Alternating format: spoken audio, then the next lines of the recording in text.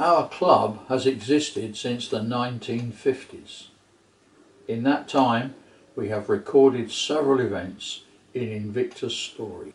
In 1980, we filmed the celebrations for Invicta's 150th anniversary, when it returned from restoration in York and was placed in Canterbury's Heritage Museum in the Poor Priest's Hospital. And so it seemed only right that we should now chronicle Invicta's move from the old museum in Canterbury to a new gallery in Whitstable Museum. And this is our film.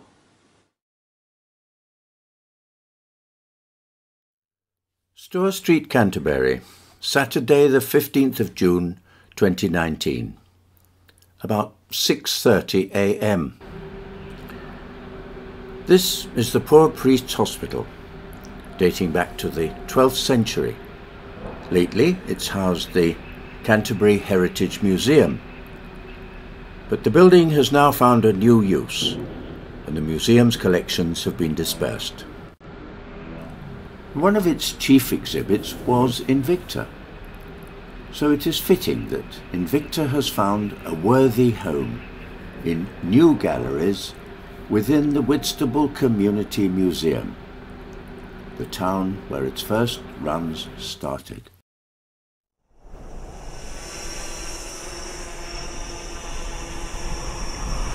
Today is the day Invicta makes its important journey home to Whitstable.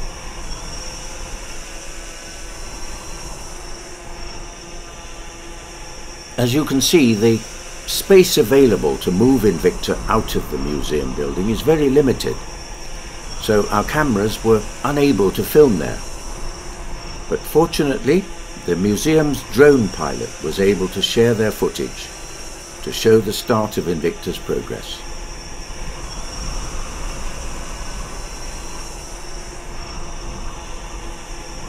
Working in tight conditions, the move was carefully planned, allowing for the River Stour only feet away, and the tight manoeuvre round the corner into Water Lane.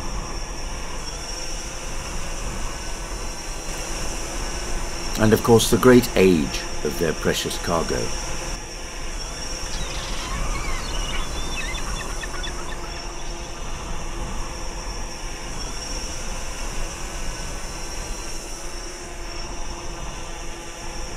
And so, inch by inch, with an observer at each point to ensure that all went well, Invicta edges its way around the corner and along the lane towards the open road.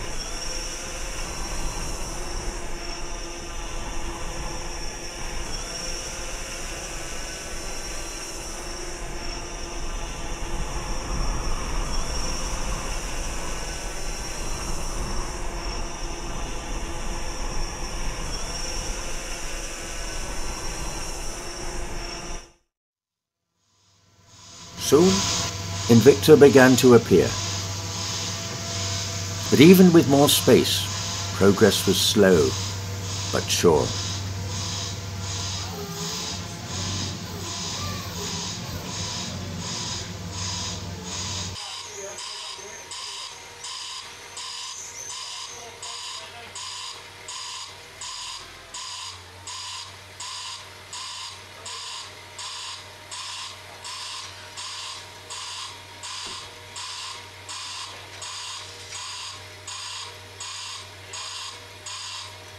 Stop, check, and move again.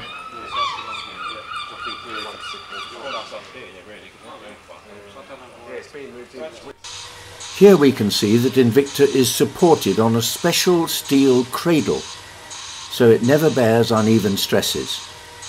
It is almost 200 years old. When we filmed Invicta's arrival here in 1980, after its restoration in York, it was manoeuvred on its own wheels. 40 years later, the task is to lift Invicta safely onto the waiting lorry. The cradle provides a secure platform for this move,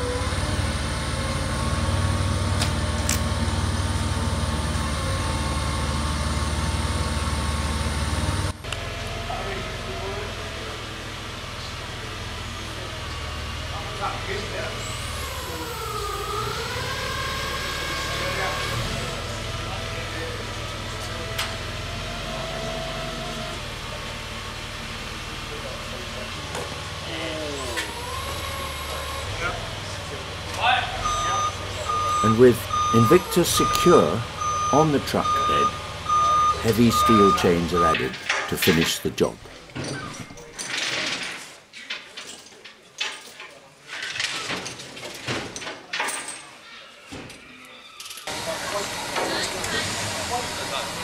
And at last, the time has come to relax and see Invicta safely on its way. Invicta will pass the night on the lorry in a secure location to be delivered to Whitstable in the morning.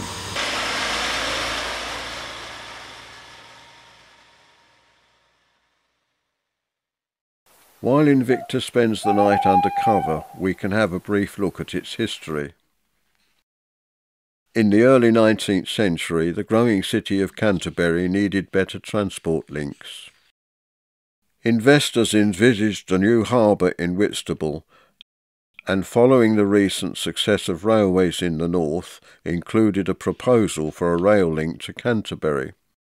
They chose Stephenson, the builder of the best of those northern engines, to supply one for the new line.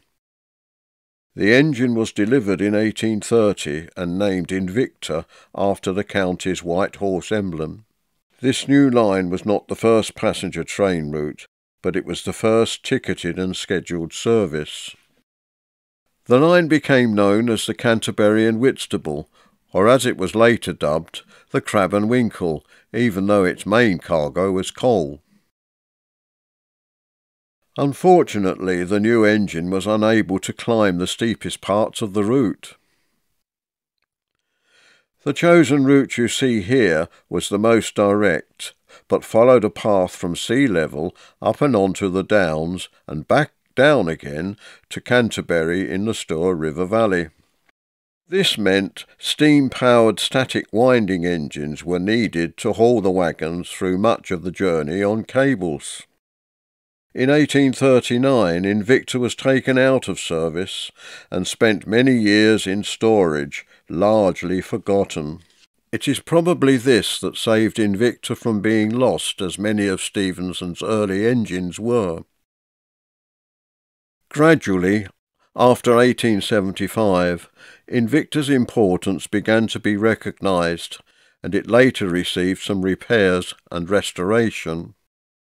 Finally, in 1906, it was presented to the city of Canterbury, where it was on show in several locations until 1977, when it was sent to York for restoration. And Invicta returned to Canterbury in time for its 150th anniversary celebrations in 1980, where it was placed in its own gallery in the city's Heritage Museum in the medieval Poor Priest Hospital, which is where we met it earlier.